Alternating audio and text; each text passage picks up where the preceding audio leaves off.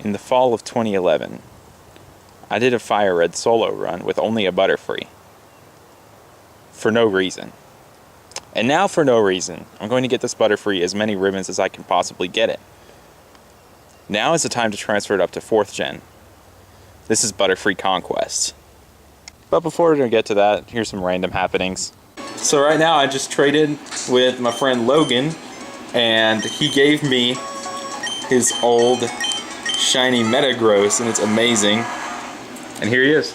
Hi! Yeah. But yeah, it's awesome.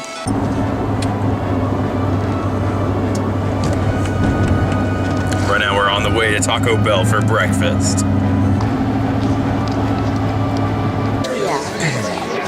AM grilled taco with bacon. And an AM steak crunch wrap. It's really not open for any sides. I've actually had this one before and it's amazing. Haven't tried this yet. Napkins! Okay, and Mike got the waffle tacos. Lucky. We always have them. So right after the Taco Bell breakfast, we went to Toys R Us and I got this case, which is a giant Pokeball. It's awesome. With an included Pikachu figure for $2. Probably one of the best deals I've gotten. Got plenty of uses for this thing.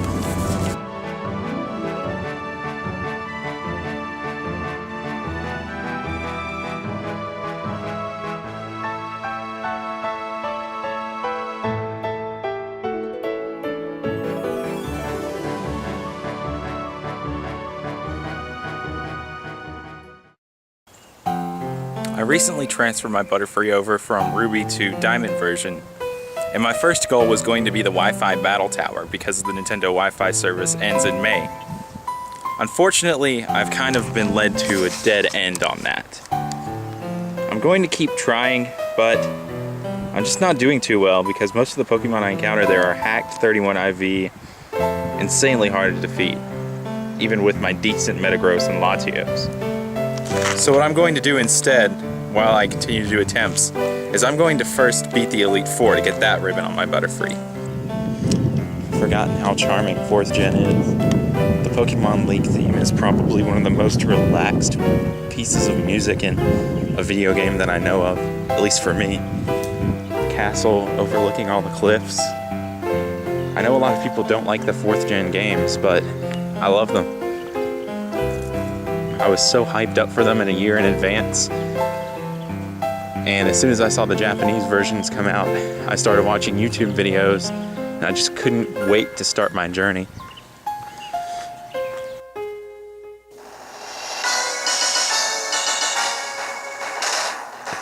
So now we'll eagerly charge head-on into the first room of the Elite Four and go up against Aaron the Bugmaster.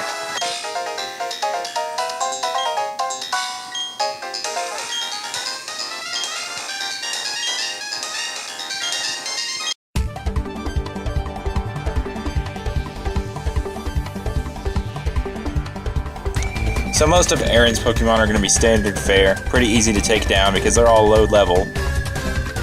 So it's not going to be too bad with this battle. However, some Pokemon have moves that pose threats, such as this Vespiquen coming up right now. Problem with this Vespiquen is that it knows Power Gem, which is a Rock-type move, which can do quite a bit of damage. And I won't be able to take it down with one Aerial Ace, especially because of Butterfree's overall attack stat. One thing I like about 4th gen now is the physical special split has occurred. So now, Silver Wind counts as a special move, but Aerial Ace is still physical. Honestly, if I kept Gust, it would have been better because it would have been special. But at the same time, Aerial Ace is nice in the sense that it never misses, and it still has a little bit more power to it.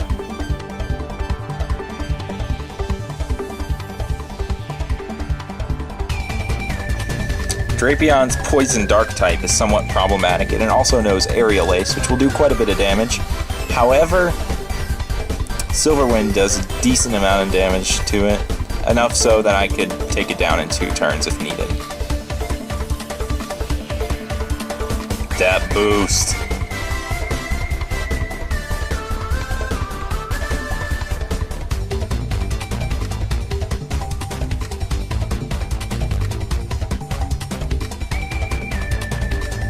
There we go.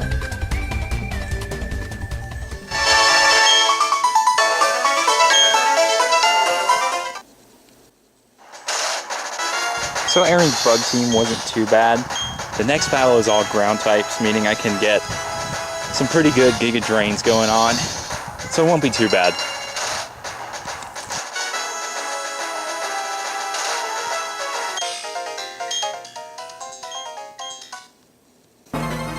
And now we are going up against Bertha, the ground type user. The Elite Four here is honestly somewhat forgettable. Don't remember too many of them very well over the other generations. This will be a nice battle though, meaning I won't have to use any recovery. Because I've got the recovery that I need through Giga Drain, which does good damage to pretty much her whole team. Up until her strongest Pokemon, this will be pretty straightforward.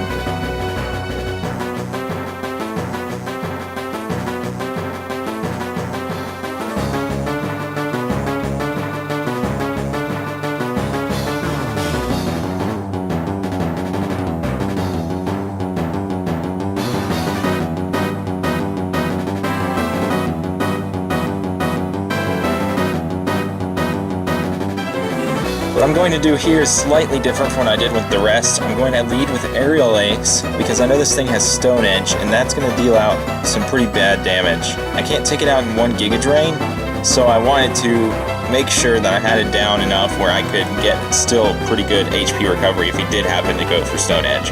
It actually turns out he didn't, so... or she. I'm sorry, Hippowdon. Let's just Giga Drain this thing and get this over with. There we go. Now the next battle is going to be pretty crazy.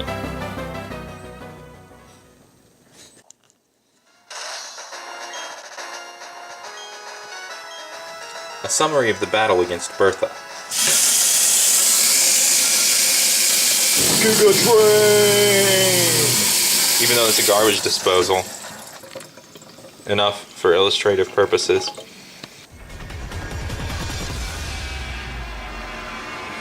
Now comes Flint, the Fire-type trainer, who oddly enough only has 2 real Fire types on his team. Which is a good thing, because Butterfree does not fare well with Fire types. This Rapidash is probably going to be the biggest threat, because it has Flare Blitz. And that thing's going to do good damage no matter what. Look at that. Oh, did it just get a crit? Oh. Well. Luckily I brought a revive with me. So now I'm going to do what I typically do during these and send out a throwaway Pokemon. Sorry, level 3 Chinchar. And I'm going to use one of my revives on Butterfree.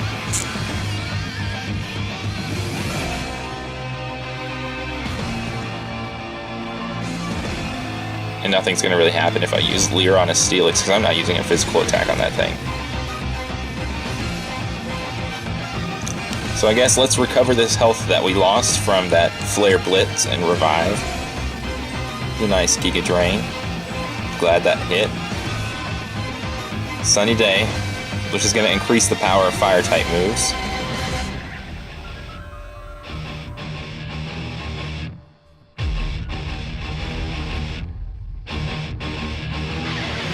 Driftblim won't easily go down, but it only has 1 attacking move. As I said earlier, it's Ominous Wind, and that doesn't do much.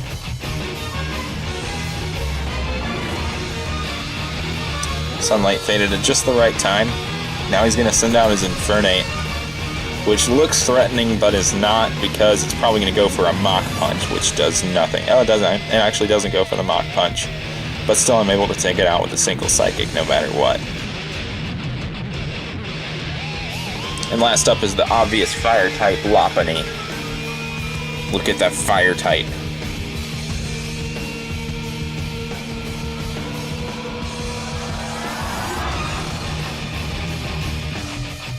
And there goes Flint.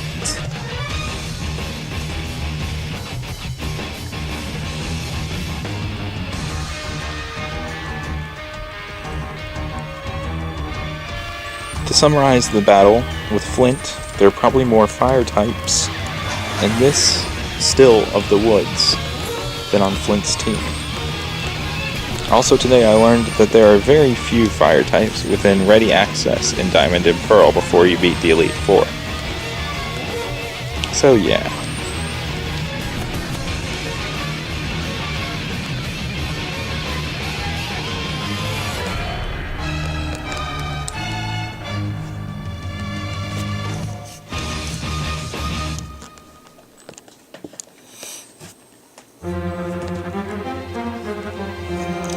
With the power points fully restored from the Lepa berries that I had in my pack, now we're going to go against Lucian, a psychic type user, which is a good matchup for Butterfree for once.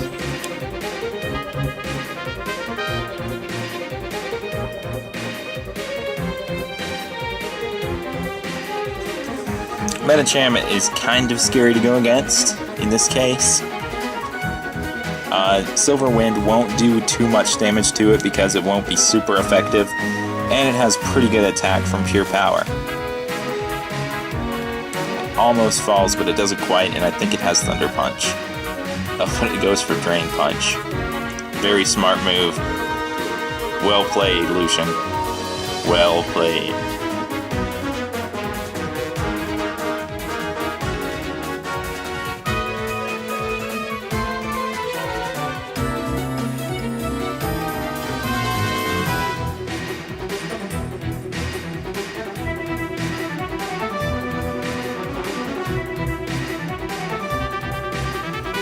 Overall, Lucian's not too tough for Butterfree. However, Bronzong is kind of a defensive wall almost, and it's going to be a little bit tougher to take out than the others on his team, but not by much. I did that to make sure that he wouldn't get a chance to use a full restore and waste more of my PP.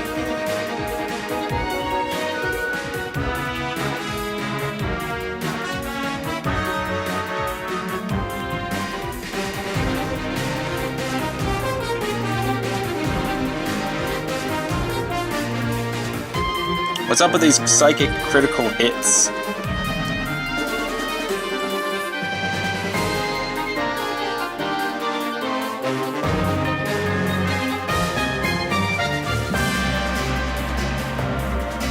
Ooh! Oh! Critical hit of my own. And there we go. Took out that pest.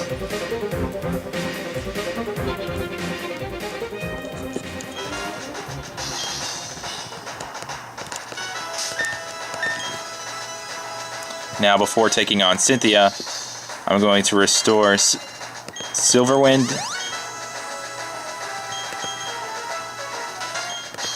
and Psychic. Now it all comes down to this battle.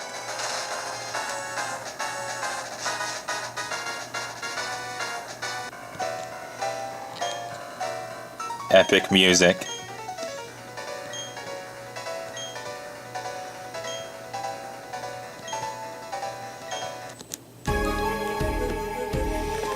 Now this is going to be an interesting battle. Cynthia is pretty tough as a champion. Her Pokemon actually have all 31 IVs, 6 IV, 35, 31, yeah. Her Pokemon all have perfect IVs, which can be problematic. The Spiritomb exerts pressure, which will take out a couple of my Silver Winds, which I mean isn't much of an issue. I don't think there's too much that she has on her that's really reliant upon me using Silver Wind. But I really wish it went down on that Giga Drain instead of having to waste more of my other move slots. Because it's kind of scary to be on edge like this.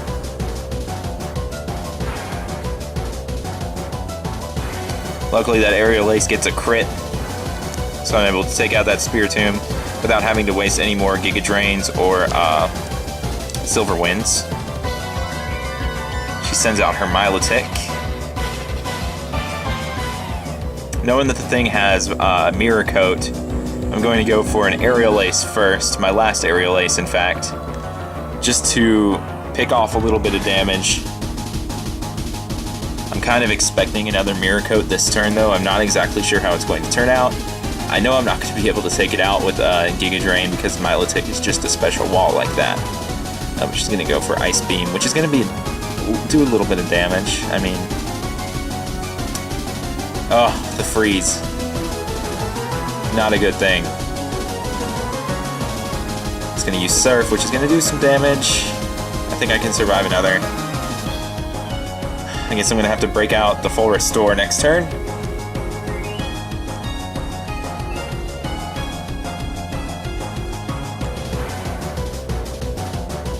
There we go. Kind of wish I'd see Gastrodon later in the battle, because I know it's an easy Giga Drain target to take out, and an easy way to get more health. But unfortunately, I'm at full health right now already, so its sacrifice will go to waste.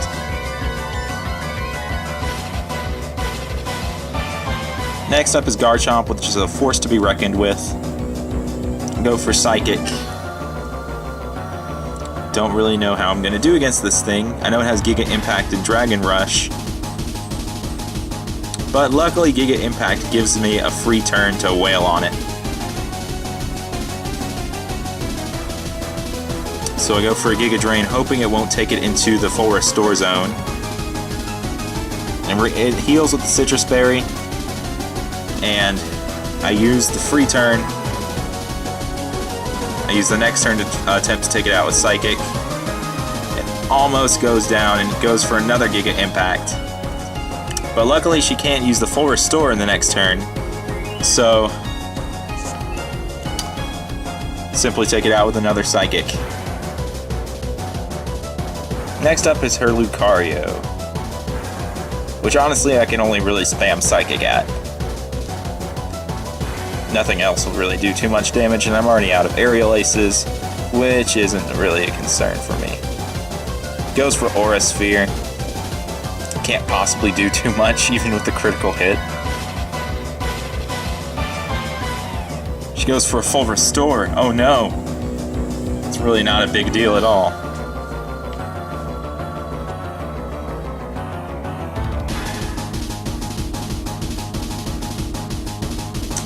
And last up is Rose Raid. Let's see how a Psychic does on it. And there we go.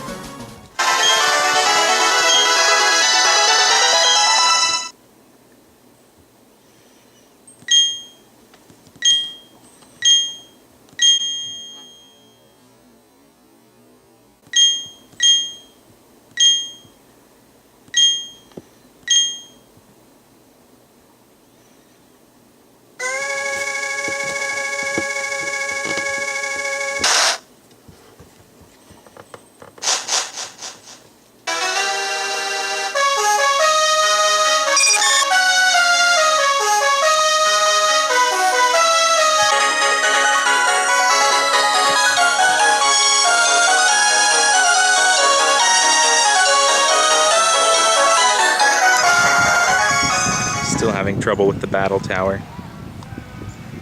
Really hoping to find some sort of better strategy in order to defeat it.